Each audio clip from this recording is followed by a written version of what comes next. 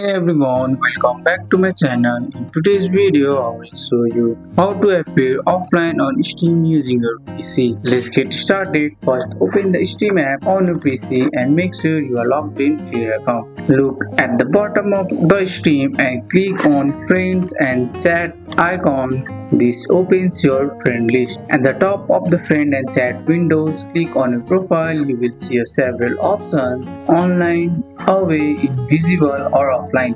Click offline. Now Steam will show you as offline to all your friends, even though you can still play games and use Steam normally. If you want to appear online but not be bothered, you can choose invisible instead. You will look offline to friends, but you can still send messages and join games. Check your friend list. Your name should now shown as offline. You can change back to online anytime by following the same steps.